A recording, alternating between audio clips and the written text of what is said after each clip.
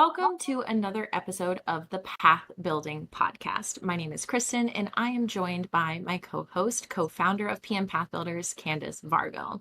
And on today's episode, we are going to be talking through the move in process, which Candice, I think that this is a pretty big deal because I think that it's a start of a relationship with a resident, but then it's also a really big milestone for our owner client. So I think that there's a lot to unpack here in the move in process. So let's jump into it. So I absolutely agree. I think the move-in process is really important, especially when we're establishing relationships with a resident and creating this relationship that's really going to carry through for the rest of the time they're living at the property. Absolutely. And so, Candace, whenever we think of the move in process, right? So, we're coming in off of the leasing process here. And so, within the leasing, we've had this preliminary contact here with the resident, but really the move in is our opportunity to show our services. So, how do we navigate that from potential customer of, hey, you submitted an application, you're approved, to now moving in? What does that look like? How do we want to make sure that we're thinking about that? I mean, I think it's the same as most processes, and you and I both preach communication is key, right? So we want to make sure we're very proactive with the information that we are giving early in that leasing process. My goal with leasing is that we are providing every single actionable step they need to know up until move in, and that they have a really clear understanding of what's expected from them, and that they have a really good grasp of what it looks like to move into a property. And now, Kristen, you and I are really big fans of creating raving fans. We really support the idea of being proactive with communication and giving this kind of high touch relationship to residents because these residents, their relationships are going to be the thing that impacts our reputation. So I'd love to hear your take on how are we creating fans in this relationship and what are we doing to be able to build these bonds that last throughout the residency? Absolutely. And I think that residents' relationships are something that sometimes are undervalued a little bit here. And so I think that as we're really thinking about the move in process here in the communication, a couple of things come to mind here. And I'm curious what you have to add to this. The first thing is, I think making it as easy as possible for the resident to get keys, as easy as possible as it is for them to move in, like just making and really simplifying everything down. And if it's too many steps, I think that that's not creating the best experience for someone. And so for me, where this goes back to is this Airbnb experience, right? A lot of us have stayed in Airbnbs, and sometimes the check in process on Airbnb is really bad, and sometimes it's really good. So, if I may provide an example, my husband and I took a trip to New York City, and we were staying in an Airbnb, and our move in instructions were literally find the sixth tree around the corner from the property, and there is a lockbox on there. So we counted the trees and went down, and there was 15 lockboxes like hung around the bottom, like the barrier to this tree. And we had to figure out which lockbox. So we're there in the middle of the night trying to check in, like having to figure out which lockboxes are, as having to try multiple ones. We're in the street of New York City. We're not city folks, right? And so this is a stressful kind of move-in experience here. And then a flip to that is whenever I went on a trip to Florida, we got a beautiful like move-in document that had a picture of which parking space we needed to stay in. We had a picture of what the lock looked like on the door of how we needed to enter in our number. So when I think about the difference between these two experiences, obviously the more enjoyable one was the second. And so whenever we're thinking about setting this up where this is a place that this resident is going to call home, we're not simply giving them a place to live. They're going to build a home here. They're going to build some memories here, whether that's with by themselves, with a family, wherever. And so really making sure that we are communicating throughout this process and making it as easy as possible, I think helps us to get raving fans because obviously if my lease is up, I don't want to work with another property management company. I want to move into another one of your properties because of how easy you made that experience for me. And so I think that really, as you're thinking through this process, yes, there's the check boxes of all of the things that we need to do. But I think one of the core questions that we should answer is how can we make this process so simple for our residents that they can do it in 10 minutes, 5 minutes, or they have no questions about where anything is? What would you add to that? Well, I mean, I was expecting you to say the best one was, like, the scavenger hunt finding the tree, but I get it, midnight, maybe not so fun.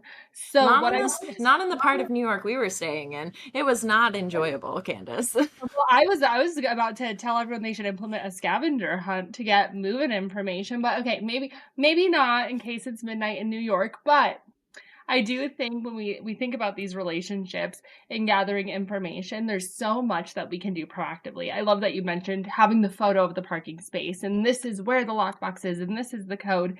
And I think that there's a lot of balance, right? We Mhm. really like to implement automation within this process, but in implementing automation, we don't want to take away from the relationship building that we have. The way that we avoid this is in the very beginning of the process. And when I say the process, I mean the owner onboarding process. When we're establishing relationships with the owners, let's gather this information up front. We should not be Mm. wondering what a parking spot is at move in because we never gathered that information from the owner. And I think that when we think about these processes as individual phases within our client life cycle, we also need to look at them as an umbrella of, okay, what can we gather here to then implement later on within the process to then create this really lovely comprehensive experience for a resident so they do get that document with the location of the parking and with the key location and they know their mailbox number. They don't have to ask for it later. All of these pieces are what play into giving a really good resident experience. And I'm curious for you, where do you think that the relationship lies? Do you think we should really focus heavily on resident relationship with move-in, or do you think this is also a really good opportunity to build relationships with the owner? I think that both are the right answer here. I'm hoping that that's the answer that you were trying to set me up for. I love whenever you set me up and I get the answer right. Both is the best opportunity here. And the reason for that is you have to work with this resident, hopefully not every day, but often enough as they live in the property. Whereas this is a huge milestone for the owner, right? This is the full fulfillment of the promise that we delivered in the sales process, right? This is where we are saying, hey, we're going to find you a qualified tenant. We're going to move them in, and everything is going to be all sunshine and rainbows. This is the time to fulfill on that. So I think there's this balance here to where we want to make sure the resident has everything, but also the owner is set up and they are following along with us in the process so that they know where everything is every single step of the way. The owner shouldn't be surprised and just get an email on the day the resident is moved in and says, oh, yay, congratulations, you have a new resident. That's jarring, right? They're like, what do you mean? Like, we skipped like 10 steps in this process. So I think that it's an equal opportunity, but I do think that this is the best time to ask the owner for a review is once we have moved in the resident right away on their move-in day when we're all excited. I believe that this is one of those happiness triggers that we've talked about before, peak happiness for the owner. Whereas I don't believe that this is peak happiness for the resident, depending on how the move in process was. I think that the peak opportunity for the resident was back whenever their application was approved, right? That's their peak happiness time. And then for the owner, it is when you have a new tenant or a new resident that's moving into your property. Absolutely. And I think this is a really great place for us to take it back Mhm. to the point that we have a resident with a qualified application. And I think it's worth us talking about the journey to get to the move in day and to get to this happiness trigger and all of the pieces we are laying to create this path that is going to result in a really excellent resident experience. And I think phase one is we receive a qualified application. We are sending the lease out for signing and what relationship we're establishing there. A lot of companies that we talk to, they don't implement a follow-up at the point that we have lease signing, or they implement a follow-up, but they're not, it's no call to action for the owner. So when I think Sure. about this part of the process, what's really important to me from like a big picture scale is how often are we reaching out to the owner and what value are we providing them? There's a really fine line and dance between, hey owner, here is just a ton of information because we're just telling you we're doing stuff. And hey, owner, here's a bunch of value and here's a lot of proof that we are doing the work that you hired us to do. And I think we can find this balance with really concise updates to owners, but also celebrating the little wins. I was talking earlier today to someone about my Chat GTP, and I asked Chat GTP to explain to me my downfalls. I uploaded all of my transcripts for meetings, and Chat GTP told me I need to do better celebrating small wins. And I think that that is something a lot of people deal with is we hit a milestone that we don't even realize a milestone has occurred and we just ignore it. We blow past it. Hey, owner, we have a resident moving in. Woo. But this is a big deal. This, as you Mhm. mentioned, this is fulfilling the promise we made to the owner when we signed the management agreement.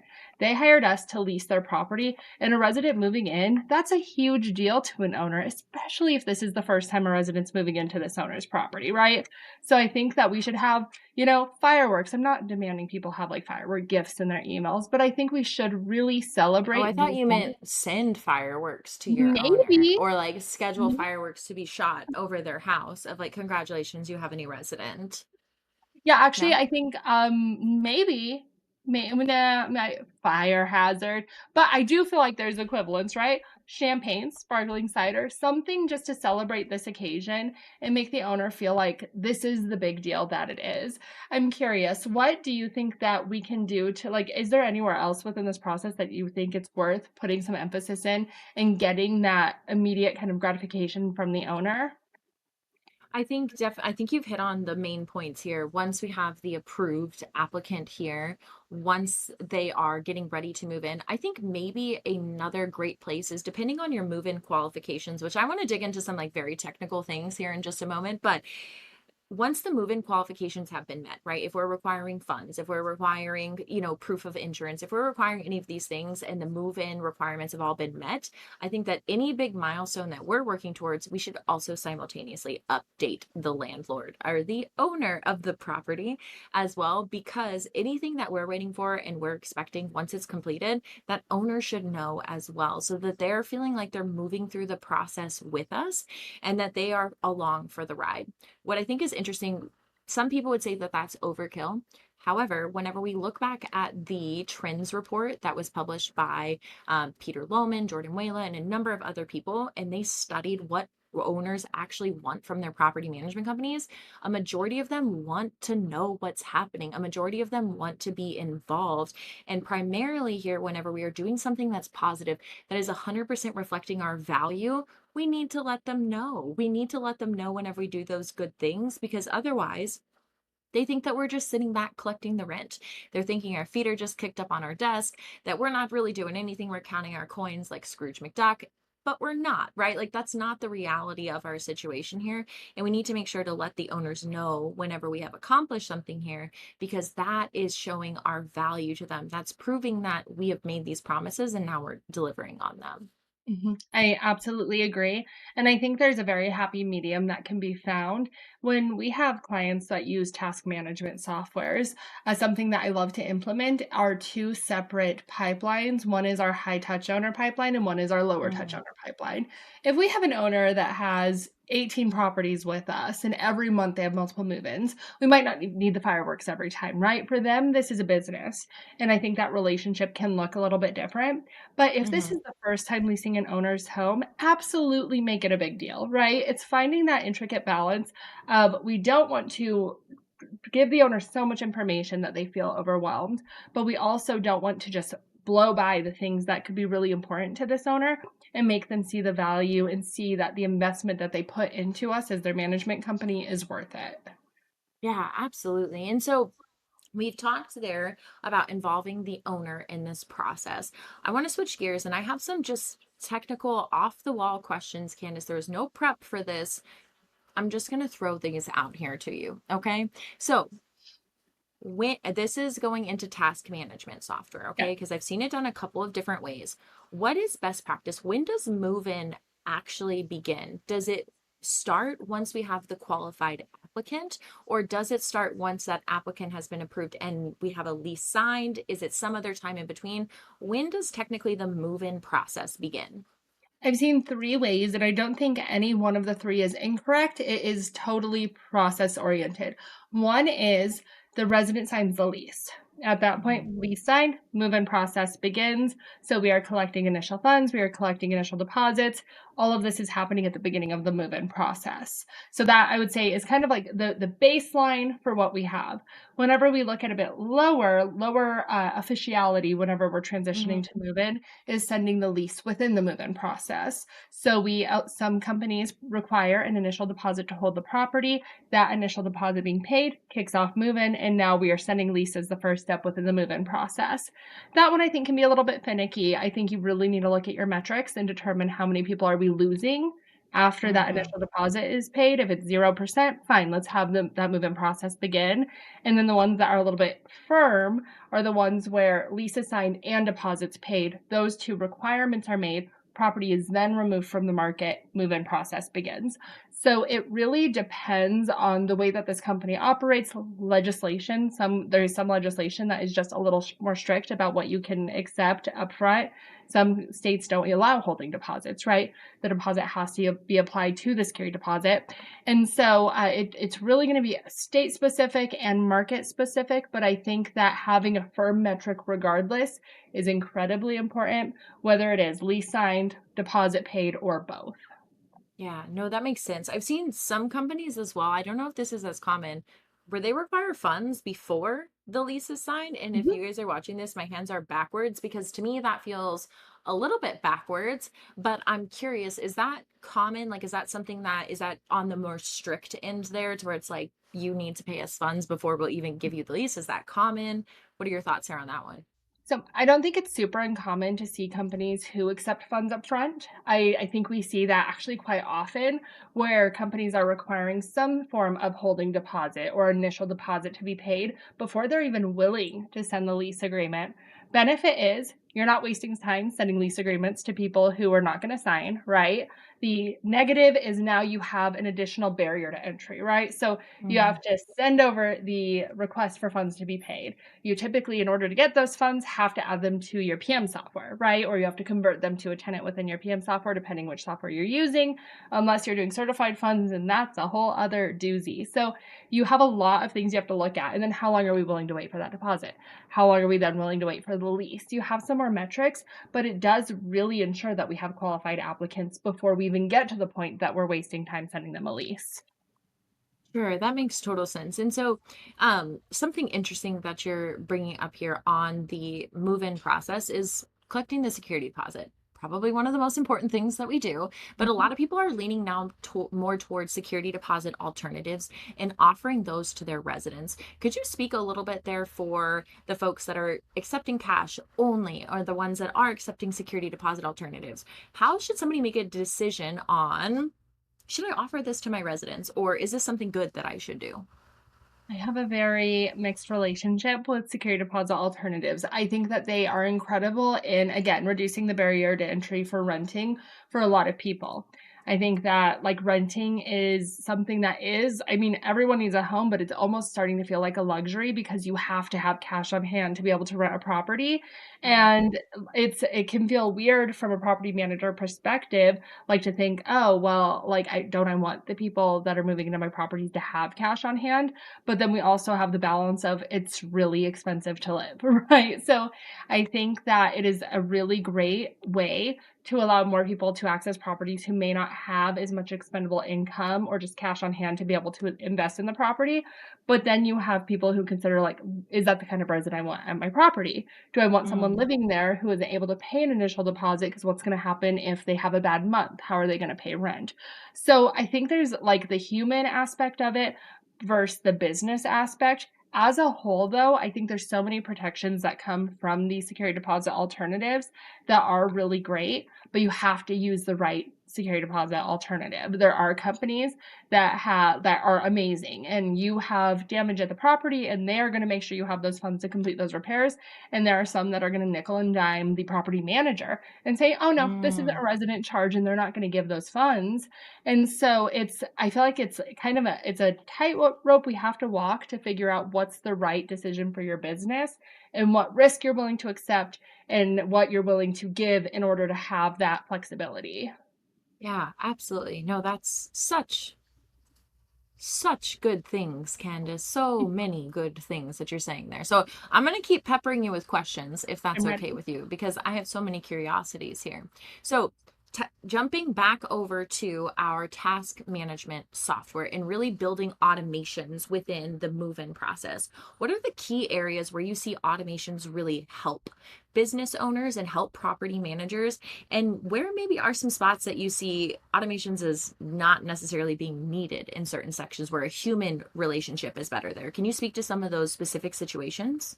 I know this is gonna sound so bot of me, but I think there's very little area that we cannot leverage automation to make our lives easier. So as it relates to this procedure, I mean, if you are scheduling move-ins via lockbox and you do not have an automation sending the email automatically the morning of move-in with a lockbox code, I think that you are choosing to suffer, right? So I think that there are a lot of areas we can implement some automation to alleviate the burden from our team. There is no reason on a Saturday morning we should have to have our property manager log in and check what move-ins they have upcoming and make sure everything is sent out. All of that can be automated, and I think a lot of that can be handled proactively. The only areas where I think limiting automation is beneficial could be potentially in follow-up, especially if we had a difficult move-in. Now, I could go on a rant about difficult move-ins and having residents who have bad experiences and how that all should be fixed with process, and you shouldn't have difficult move-ins and residents who are unhappy because work's needed. But we're not gonna that's not a bridge we're crossing right now. Right now, the only time that I would really limit automation is if we had a resident who had a ton of maintenance requests or had a lot of Mhm. issues getting moved in, and then limiting that follow-up that we'll talk about soon, which is kind of that like aggressive creating raving fan follow-up that I like to build into owner and resident communication anytime a move-in is complete. So good. So, kind of on some of those lines, I think I might be leading you towards a rant, just like a fair warning here. It may happen, but it's okay. We're gonna like take it in chunks, okay? So, whenever we're thinking of the move-in process, right? Some companies will want to do a final walkthrough of the property and have their property managers go over to the property and do a final walkthrough before the resident moves in. Is that something that you suggest to be done in the move-in process? Is that part of a different process? Like, how does that fit into the overall just efficiency of moving in the resident? No, there's really three big inspections that I think need to happen before a resident moves in. Two of them can, or really one of them could be broken out into two, which is our initial walkthrough of the property. This can be done by a business development manager or a property manager, but this is our initial intake of a property. At this point, we are saying, hey, this work's needed. This is what we should get estimates for. Hey, owner, this carpet's old. We need new carpet, right? So this is the first walkthrough, the first initiation we have into a property. Second big inspection can be a combo of our move-in inspection and also like our make ready complete inspection. This is us Mm, making sure all of the work is done after make ready. This is us documenting the property for resident move-in. If work is not done during this inspection, we are not completing our move-in inspection, or we are completing it, but we're coming back to get updated photos. Move-in inspection is the doozy. This is the one where we are taking so many photos of the property. We're getting videos, all state legislation specific in California. I mean, if there was like an inch between a photo, I would get a photo of the inch between. Like you get every single piece of that property documented. Some states a little more flexible, but this is what you are using at move out to compare move in charges, right? So that is mhm. that was the big deal. That's probably the biggest deal out of any of these inspections. And then the final one, which may not be necessary depending when your move in is and how good that move in inspection is, but that's your last is everything perfect inspection. We had one Mhm. client that called it the sparkle inspection, which I just love. But that's the is this home sparkling before a resident moves in? This is us where we may have some cleaning supplies or an air freshener in our car, and we're going in and just making sure everything's all touched up and it's ready for the resident to move in. So I do think we should be looking at this property quite a few times before a resident moves in and having those two final inspections, the move-in inspection and also the final is everything perfect inspection. That is the reason we should never have a resident who moves into the property with 100 work orders because we've done that proactive inspection to make sure everything's perfect. Absolutely. So, do you think that the photographic inspection should be taken before kind of like the sparkle clean or the sparkle walkthrough there? Does that happen like as we're onboarding the property as soon as the make ready is complete? Or do we let showings happen and then we do that before? Or does it matter? I like that move-in inspection to be when the property is functionally good to go, right? So Mhm. the only reason that you would need that final one is if there's a bit of a gap between that make ready and us Sure. getting that property leased, and we do need the touch-ups. But at that point, we're pushing that move-in inspection a little bit closer to move-in date. A lot can happen before move-in. I just testimonial from when I was working as a property manager. I had a property that we turned. It was beautiful. One of my favorite properties that I've ever leased. We went and it was on the market a while, but it was a pretty high-end property in La Jolla, California. And so we go, we get our make ready done. Everything's beautiful, lovely. It's on the market for a while. We finally get it leased, and we had a 30-day lead time from the resident moving in because it was high-end property. Sometimes you have to wait. We go schedule the move in. We go to do the final inspection. There had been a water leak in one of the bathrooms right before the resident move in. We walked in and saw a huge bubble of water above the bathtub. And so we are like freaking out, and if it wasn't for that inspection, we would have never known, right? We need to get Mhm. eyes on that property because a lot can happen between the property being perfect and ready for move in and that resident coming into the property. That could have also just been dust on the floor or a vendor who had to come in and they tracked footprints through the property. It's just good to have that final eyes on the property. Now, if you're Sure. completing your move in inspection and the resident's moving in 2 days and it's perfect, you don't need to schedule another inspection. So it is going to be timing of move in, but Sure. you should go in, especially if it's been vacant a while, and check that property one last time. Yeah, absolutely. Okay, so we've talked through automation, we've talked through our responsibility, our burden for inspection. Now becomes resident move in day. Quick question. Gifts. Are we leaving gifts for the resident at the property? Yes, no. What do we think about gifts for the resident? Why wouldn't we? I feel like so resident gifts are one of those things that I think this leans into, and you hear me bring this up so often, but unreasonable hospitality. That is that little thing that like takes us no time. And as we've seen, sometimes that little effort, even if it doesn't take us effort, it means the world to the person on the receiving end of it. So when it comes to resident gifts, it does not need to be anything fancy. I mean, you could go as far as just to get a little like wax seal on toilet paper and put your logo on it, and that's what you're leaving at the property. But doing something for a resident just so they feel valued, I think that there's no reason not to. All it has is net positive. That's good. Okay, so we're at move-in day now. Okay, the resident is coming. They've received an automated message. They know their lockbox code. They're able to get into the property. Are we expecting this resident to also complete an inspection? And if so, how should they do that? How should they submit to us the inspection? Absolutely, and I'm gonna have us come back to this, but I do think we also need to talk about qualifications to move in. So, is this Oh, person even yes. qualified to get these keys yet? And I feel like Mm-hmm. that's something you and I see a lot of companies disagree on how they're doing this, if they're collecting utility information, if they're collecting renters Mm-hmm. insurance. So, well, I'm gonna just, like, quickly answer that question, we'll get to it. Yes, Go. absolutely, they should complete a move-in inspection, but before that, I think we also need their insurance information, we need Okay. their utility information, we need all of the move-in funds, and we need that all well before we're even willing to hand them keys. And so then, are we checking that the day before they're moving in, or how soon before they move in should we have those qualifications checkboxed off?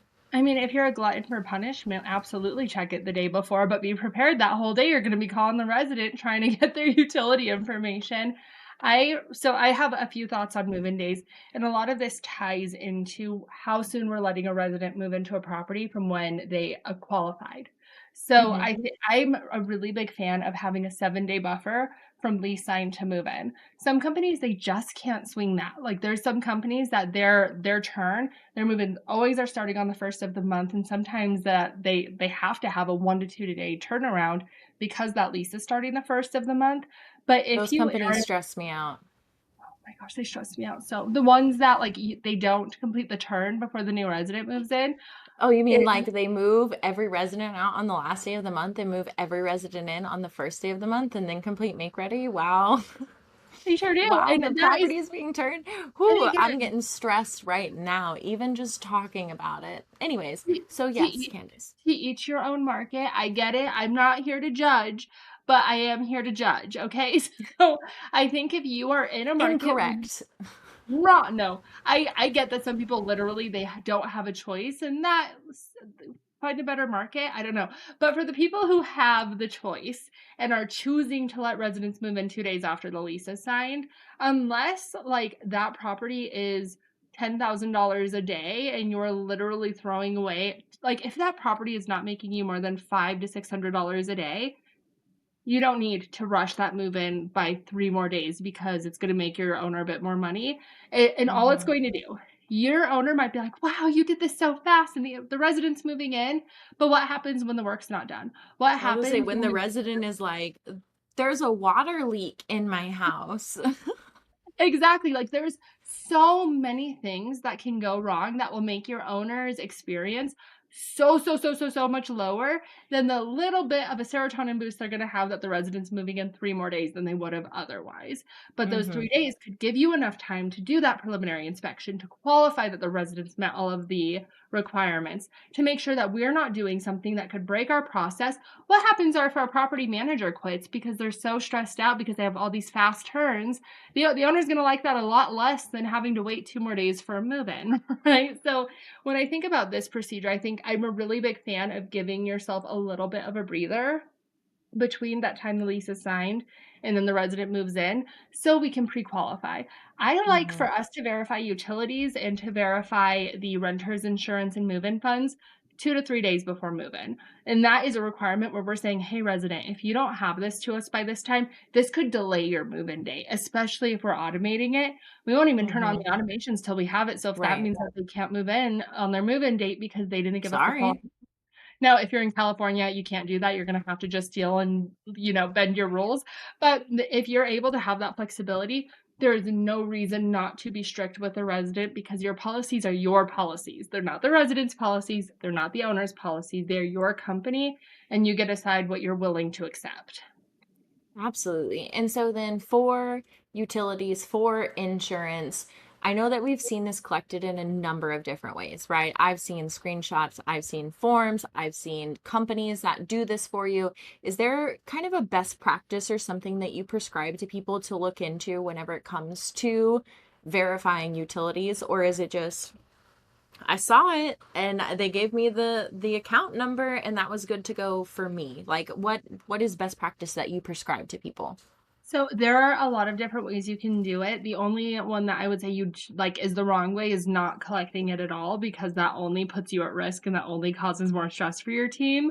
But I think that if you have a form where you're collecting utilities, that's Hmm. perfectly fine. Tedious, but fine. Screenshots, I feel like that if you have a person on the team that's dedicated to accepting those screenshots and tracking them, sure, why not? Why not? I mean, except time and money and all that stuff, but other than that, why not? Now, there's also a ton of vendors who have utility platforms where they collect that Hmm. information and they work as utility concierges. A lot of those are also income drivers for companies. That I think is an option that works better, especially if they have a way for you to easily track what Mm, utilities are on and which utilities are off.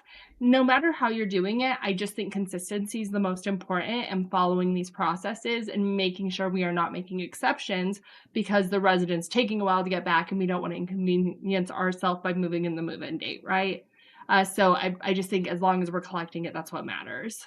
absolutely. So I want to just actually go further back in the process here because whenever we are typically what I have seen is sometimes with companies, whenever they're sending over a lease to someone, they're also sending over all of this other information as well. As far as we need this amount of money, we need your utilities to be on, we need your insurance, we need all of this. And that's pretty much the only time that they're sending it out to the resident. And then they're not telling them again. And then they're like, well, where is this stuff? What's the right cadence, or how do you break up those messages to make sure that they are at least seen and not glossed over because this is really exciting? You're approved for your lease. Here it is. Like, what is best practice there as far as messaging going out to the resident? I think over communicating is always better. And now, I don't know why people wouldn't just have a video included in that initial email. I think either Because they you're don't want to be on camera. They don't want to be on camera, Candace. I totally get that, but now, Kristen, are you up for a challenge? Maybe. Are you up for a Maybe. challenge? I want you off the cuff to just do your best to give me the video that you would send with a lease whenever you're welcoming a resident to the new property. They've signed the lease. Just give me a video. And for everyone, before Kristen starts, Kristen works on the sales end within PM Path Builder. She trains BDMs. She builds sales pipelines. She does not do this. So All I'm right. I'm facing that. Go. Because it's going to be so awesome. Okay. All right. I would send this probably as a one-to-one video. So I'd be like, hi, Candace. My name is Kristen. I am one of the property managers here at PM Path Builders. Super excited to welcome you to your property. In this email, what you're going to see is a couple of things. The first thing is going to be the requirements that we're going to need for you to move in, because congratulations, you already have a lease signed. So there's going to be 3 things that we're going to need from you before you move into your property. The first one is going to be, we're going to need security deposit. We're going to need some type of funds, and that's going to be equal to this amount of money, or you can use an alternative. Up to you. The links are below. The second thing that we are going to need from you is proof of your insurance. Our insurance requirement is XYZ. If you need help finding an insurance provider, let us know and we can help you with that. Or we have a resident benefit package, blah, blah, blah. The third thing that we're going to need from you is A good something. attitude. We need you That's to perfect. show up and pay rent every single month. But thank you so much for being a resident with us. If you need anything, you let me know. That is so good. Okay, so I like, and the only reason I had you do this, first and foremost, amazing. Like, if I was a resident and I received that, What can I say? but You'd be so happy. You'd want to pay extra money on rent. I could send you a tip and you would tip me 20% every month yeah, for like, your rent.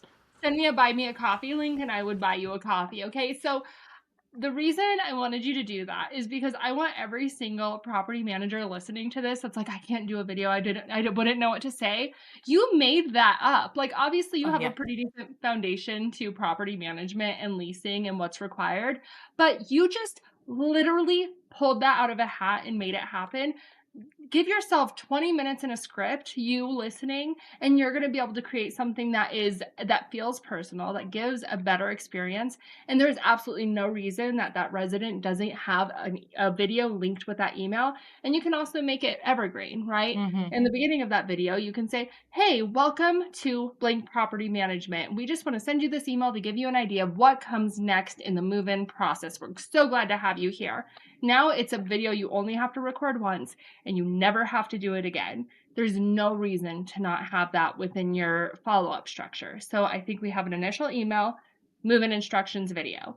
We should have a couple days before move-in, maybe 7 days before. Hey, we're so excited to see you this week. You're going to move into your property. Woo! Here's just a quick reminder of what we need from you. We should be checking about 5 days before move-in. Do we have all the move-in requirements? It is not fair to a resident to check the day before move-in to see if they did it and get mad at them if they didn't give us the stuff. Let's check 5 days before. Easy yes or no question. Do we have the information? Yes, no. If it's no, another automated reminder goes out. Now we can increase urgency. 3 days before we don't have it, we can say, hey, resident, we held up our end. This property is ready for you. You need to hold up your end and give us the information we need to move you in. 1 Mm-hmm. day before move-in. Is everything there? If not, they're getting a, hey, your move-in might be affected if we don't have this information. Or we have it, great. We can't wait to see you tomorrow. Tomorrow's your move-in day. Are you so excited? And then move-in day, they should be getting a confirmation. Again, if we don't have the information, they're getting a big like stop sign. Hey, you're not going to be able to move in today. But if we have it, then they're getting a woo, here's the information to access the property. We are so excited to have you here. And now you have your post move-in reminders. You need to complete your inspection within blank amount of days. If you need us, you can put in a request here. You can call us. Here's our emergency maintenance line. We are so excited to have you. You should be continuously following up because this relationship is very important. And having that communication is what's going to make you get a 5-star review from that resident after move-in. Yeah, absolutely. And so then, I think we've covered a lot of the process here of automation of a lot of these detail things. I think that one of the last questions, because I won't promise that it's the last one, but one of the last questions that I have for you is you've got to go back and get the lockbox, right? How soon should you be doing that? And should you alert your resident to let them know, hey, we're coming on this day to get the lockbox? Is that not a big deal? How do we make sure that we get all of the lockboxes back in our possession? Yeah. So this is really our transition, kind of the post move-in follow-up, right? I think that we have some automated emails. We mentioned a little bit that inspection we're going to have the resident complete. I am a big fan of Mm-hmm. us having that inspection. So I think at the same time we're saying, hey, resident, we need you to complete this move-in inspection. This is how you do it. Also, we're going to come pick up the lockbox within blank amount of days. If you see someone at the property, just know that's why we're there.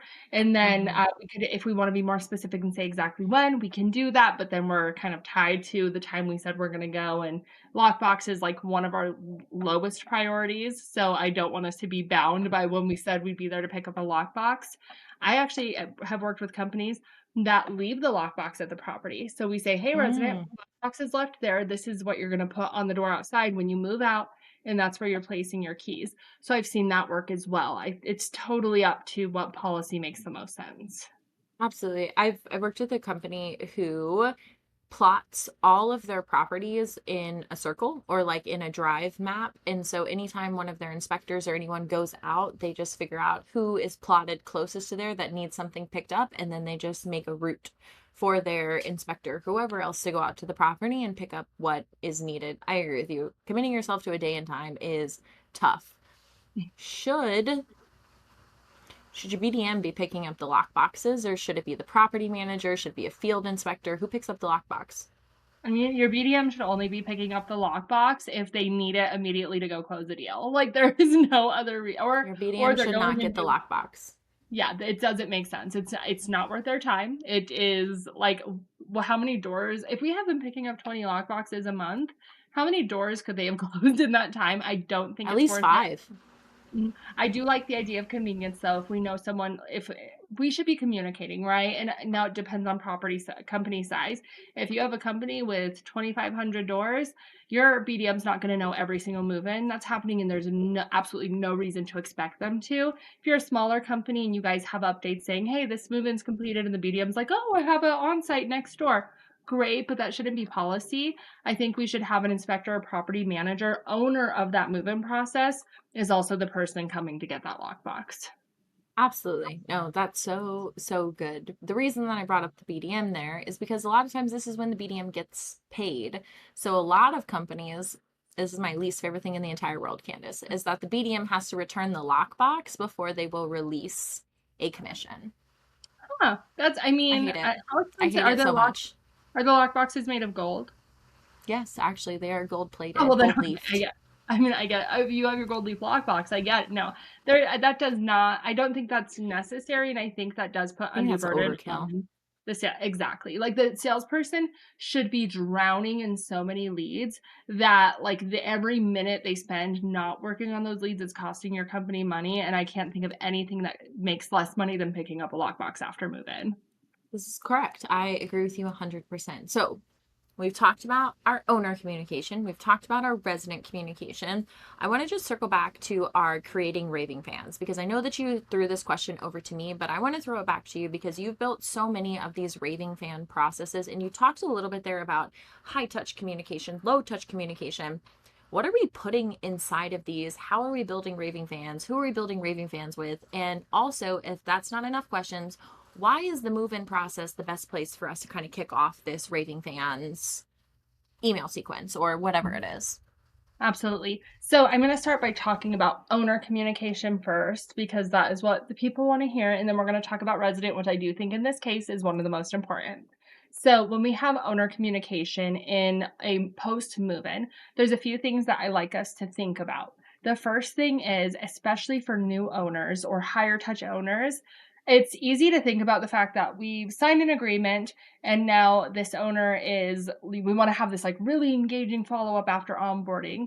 But when we think about the actual communication timetables that we have with owners, the longest period of time that an owner is going to not have positive news from us is after move in.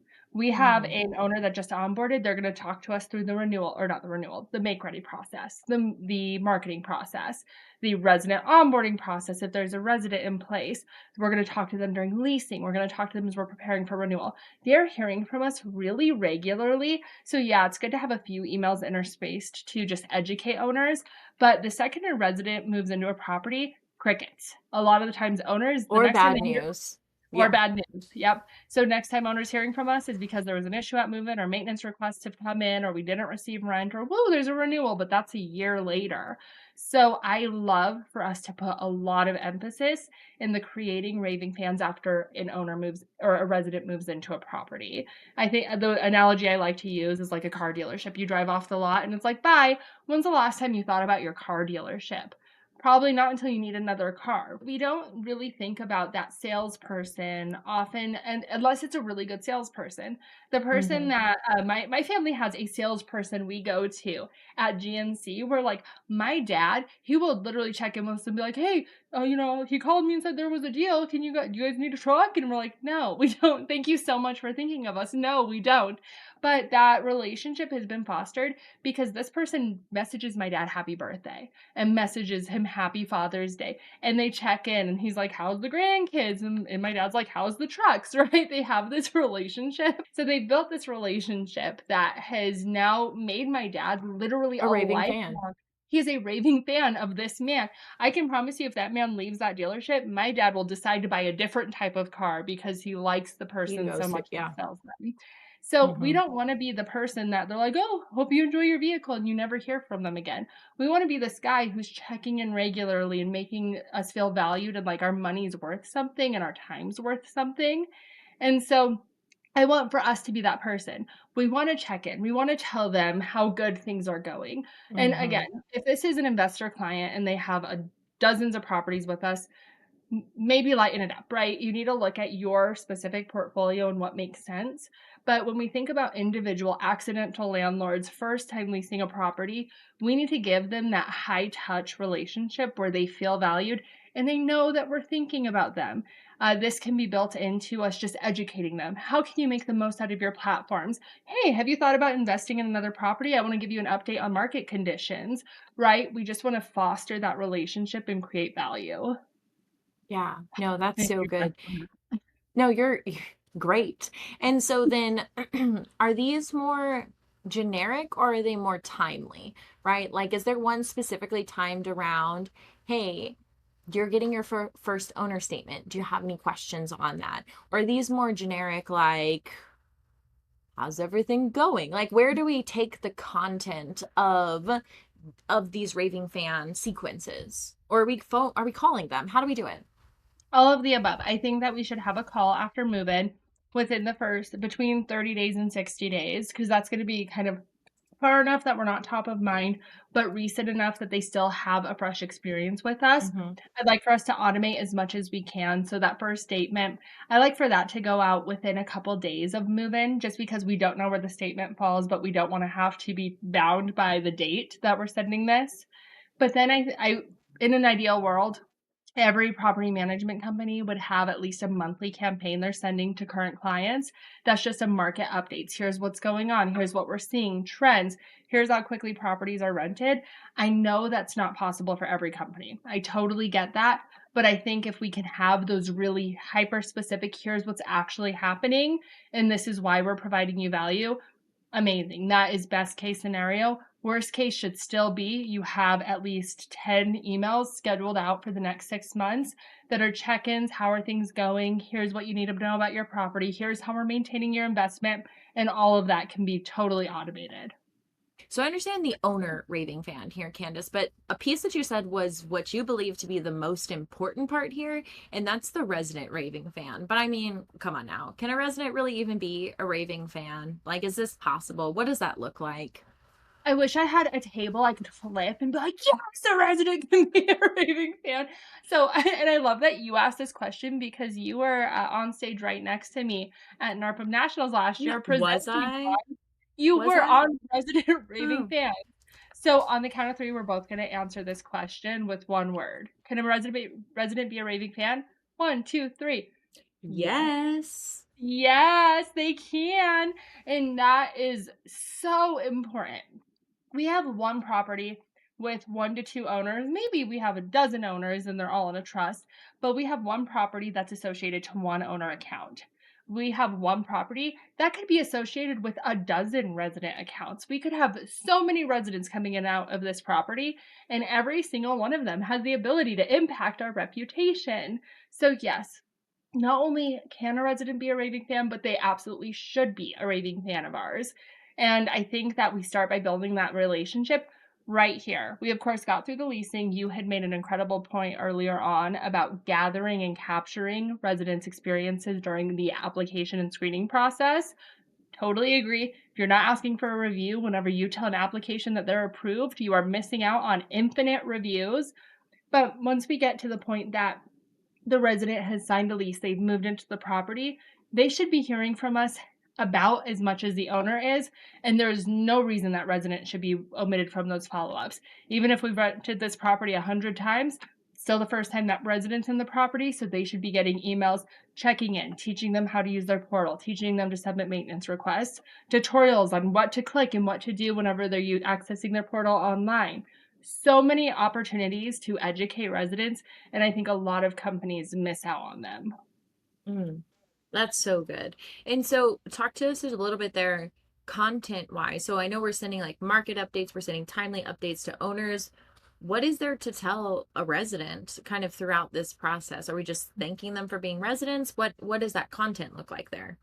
We are absolutely thanking them for being residents, but we're also driving community. So, this is a really great opportunity to turn your brand and your company into a community that this resident is a part of. When we think about the resident relationship, I think it's really easy to forget that this is the resident's home and people really crave a sense of community. So, knowing that the people that they're renting a property from have their back, support them, and care about their well being, I don't think you can discredit how much that means to people. So I want us to start high level. Hey, resident, this is how you submit a maintenance request. This is what you do. This is what we prioritize as emergency and what's non urgent for us. Explaining that, I think, is very valuable. How do you pay rent online? What are your other rent payment options? Hey, here's some information about how to save some money on your utilities, and just have a very like canned email of different tips and tricks that they have there. I also, one of the ones that is very hit or miss, super company specific, but I love having an email about here is what our team likes to do locally. And I mean, I want pictures of Mm, managers at the bowling alley and saying you should go here and this is our favorite chili cheese fries to get, and creating like we are humans and we know you're a human and this is a human connection we can build here, driving them to our social media. I love asking them for photos of things that they've done and giving them opportunities to reach back out to us.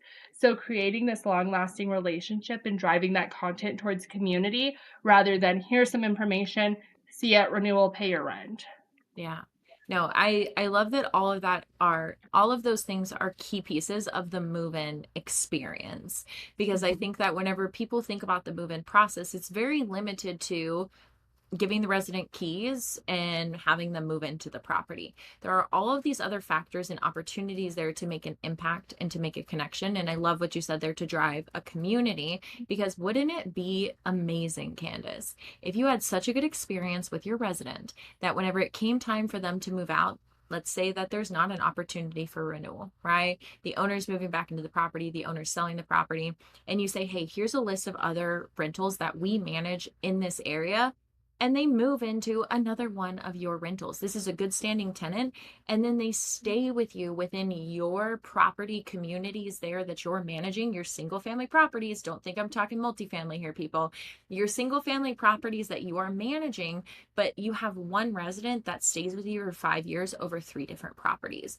That is where you start to really create this amazing experience because you have people that want to continue to work with you, not just on the owner side, but on the resident side as well. And that is ideal scene that I would love for everyone in the property management community.